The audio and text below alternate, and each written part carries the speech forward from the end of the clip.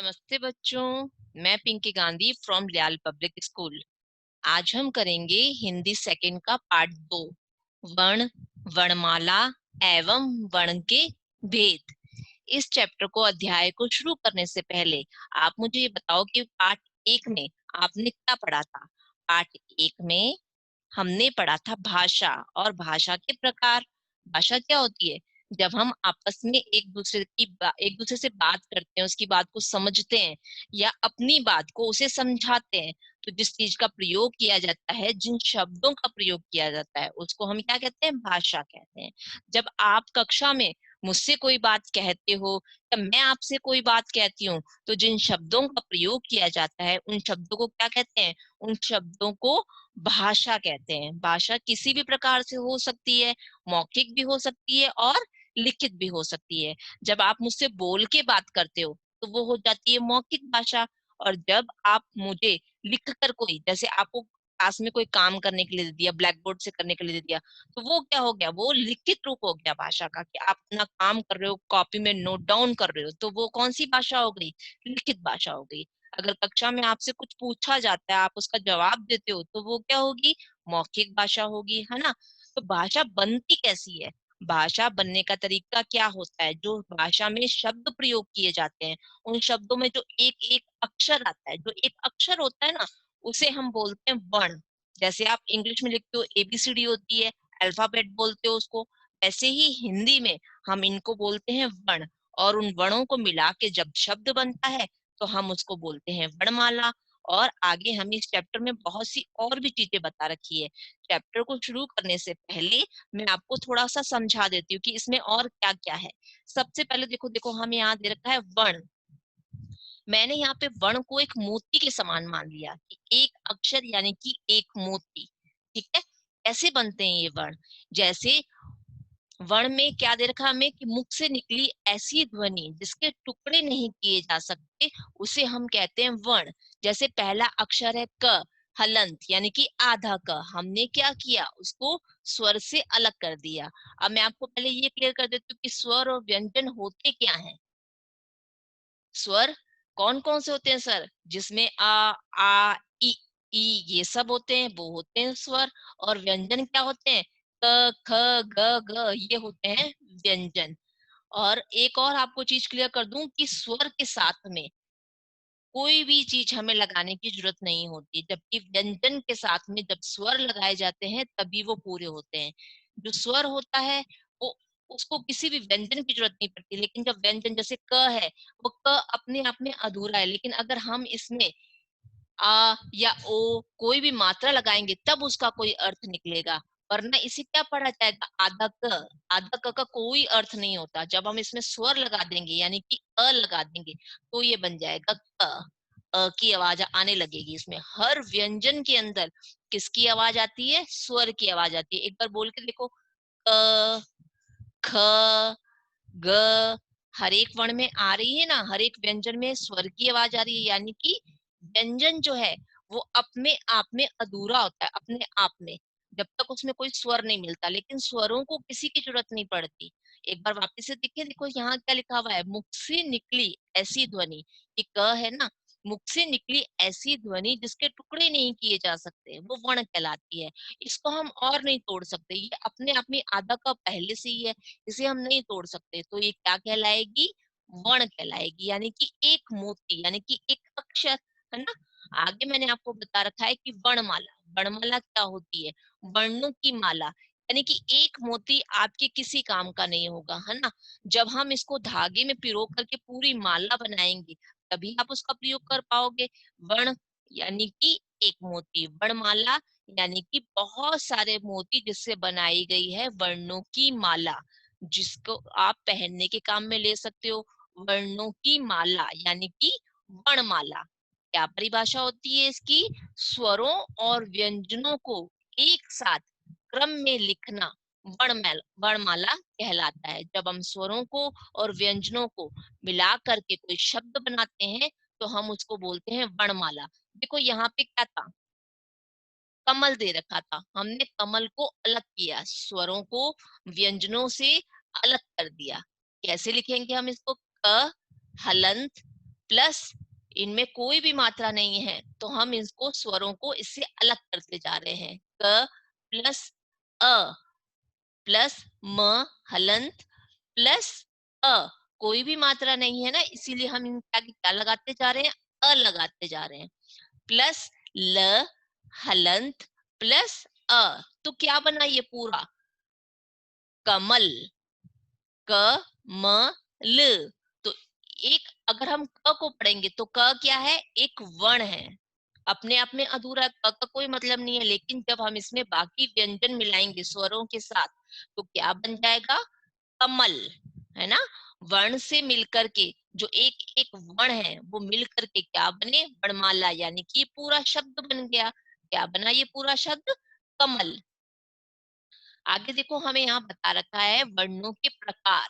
वर्ण कितने प्रकार के होते हैं, वर्ण दो प्रकार के होते हैं। पहला होता है स्वर, दूसरा होता है व्यंजन। स्वर में क्या आता है, अ आ इ ई, ये जो होते हैं ये किस में आते हैं, स्वर में आते हैं। और व्यंजन में क्या आता है, व्यंजन में आता है क ख ग घ, ये सारे जो हैं ये व्यंजन में आते हैं। आगे मैं आपको ये भी बताऊंगी कि स्वर कितने प्रकार के होते हैं, व्यंजन कितने प्रकार के होते हैं।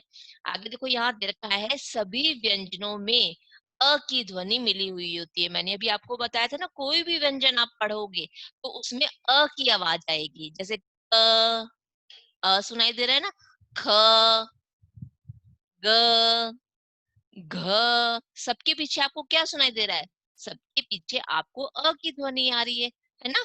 आगे हम चैप्टर में देखेंगे अयोगवा। अब अयोगवा क्या होता है, अयोगवा ये होता है कि जैसे अंग, और ये जो ध्वनियां होती है इनको ना तो स्वर माना जाता है ना ही व्यंजन।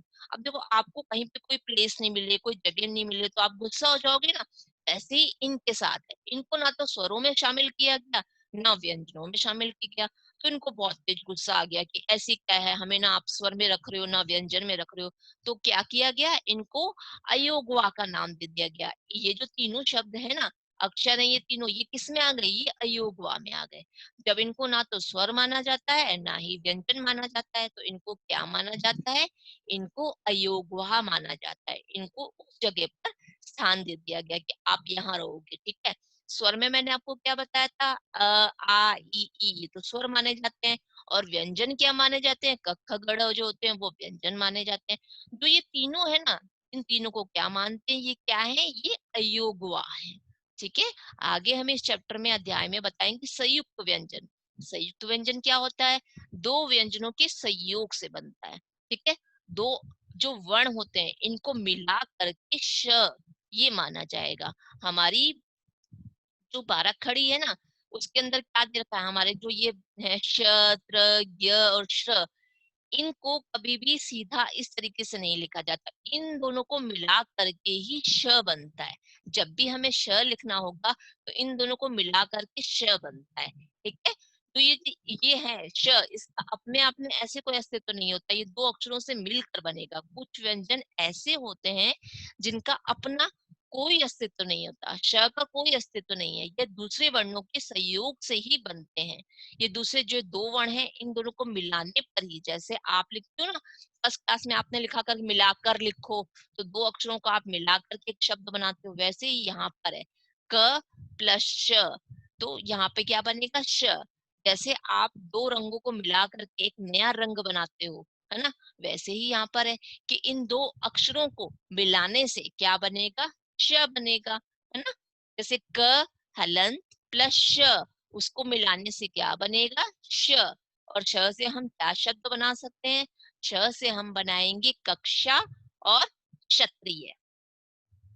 आगे देखो दे रखा है हमें त्र। त्र भी अकेला नहीं कोई अस्तित्व रखता, ये दो शब्दों से मिलकर बनेगा, त हलंत प्लस र, तो इन दोनों को मिलाने से क्या बनेगा, त्र। त्र से दो शब्द कौन से होंगे, पत्र और त्रिशूल। आगे हमें दे रखा है ज हलंत प्लस ण, इससे क्या बनेगा, ज्ञानी, ज्ञ। ज्ञ को बनाने के लिए हमें इन दोनों को मिलाना पड़ेगा, तब बनेगा ज्ञानी। ज्ञ से दो शब्द बनाने हैं हमें, ज्ञ से क्या बनेगा पहला शब्द? ज्ञानी और विज्ञान। आगे हमें श्र लिखना है, श्रमिक वाला श्र। तो श्र किससे मिलकर बनता है? श बनता है श प्लस र, श के नीचे हलंत लगाते हुए प्लस श्र, इससे मिलकर बनेगा श्र।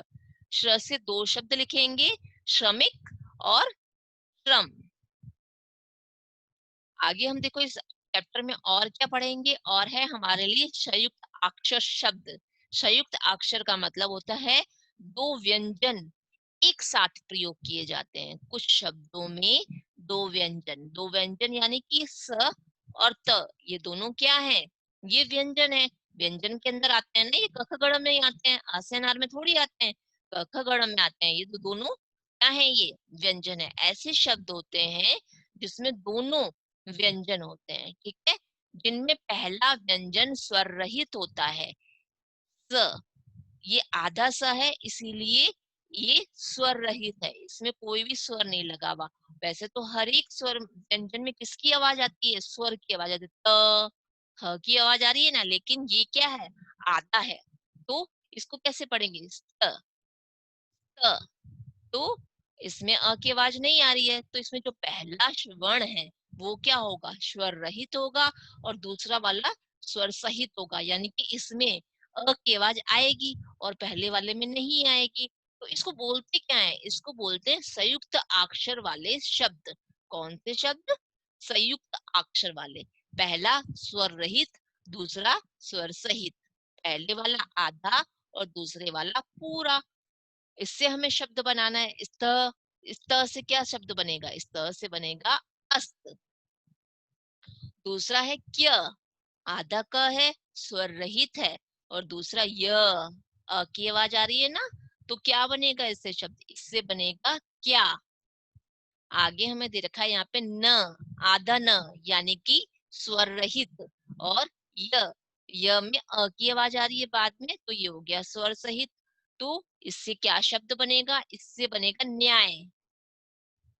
आधा क ख, ख, अ की आवाज आ रही है, तो इससे हम क्या शब्द बनाएंगे? मक्खी। ठीक है। संयुक्त अक्षर वाले शब्द क्या होते हैं? दो व्यंजन से मिलके बनते हैं। जो पहले वाला होता है वो आधा होता है, और जो दूसरे वाला होता है वो पूरा होता है। आधे वाले में हमें अ की आवाज नहीं आती, स्वर की आवाज नहीं आती, और दूसरे वाले में हमें स्वर की आवाज आती है, यानी कि अ की आवाज आती है। ठीक है। आप इतना सा ध्यान रख सकते हो कि जो पहले वाला वर्ण है वो आधा होता है, और जो दूसरे वाला होता है वो पूरा होता है। इसलिए इसको क्या बोलते हैं? संयुक्त अक्षर शब्द। ठीक है। आगे हम देखते हैं द्वितीय व्यंजन। द्वितीय व्यंजन में क्या होता है? कुछ शब्दों में एक ही व्यंजन दो बार प्रयुक्त होता है। इसमें भी पहला अक्षर आधा होता है और दूसरा अक्षर पूरा होता है, लेकिन उसमें क्या था? संयुक्त अक्षर में दो अलग अलग शब्द थे, स और त, है ना। ये संयुक्त अक्षर शब्द था, पहले वाला आधा और दूसरा वाला पूरा। लेकिन द्वितीय व्यंजन में क्या होता है? पहले वाला आधा होता है और दूसरे वाला पूरा, लेकिन दोनों अक्षर एक ही होते हैं, क और क। ठीक है। दोनों क है, एक आधा का एक पूरा का। इसको बोलते हैं द्वितीय व्यंजन।